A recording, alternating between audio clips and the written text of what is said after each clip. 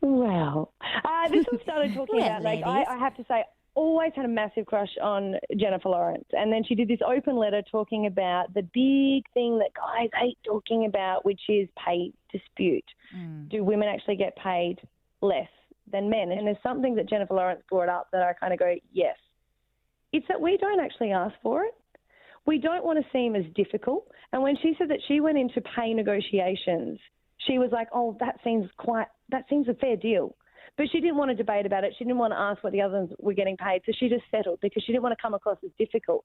And I think often we don't back ourselves going to pay negotiations. Yeah, we don't think that we're worth it. So we always say, yep, that's fine. And then we get irritated when we find out that men are getting paid more. So let me just give you. So you're saying we do. We don't. We don't. For the show, Abby, it's funny that you talk about this. Hang on, just before you go on, Chrissy, I just want to be really clear on what you're saying, Abby. So you're saying we should go in for the conversation, or you're saying we shouldn't?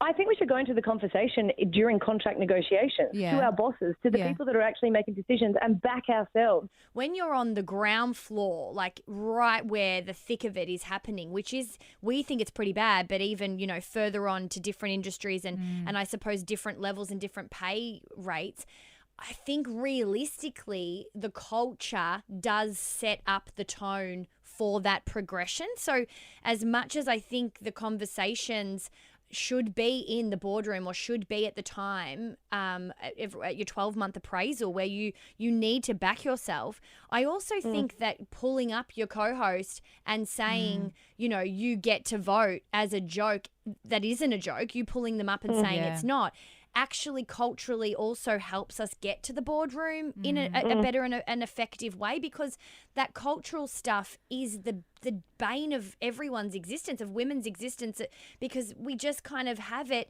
slowly being fueled into our heads. Blah, blah, blah, blah, blah.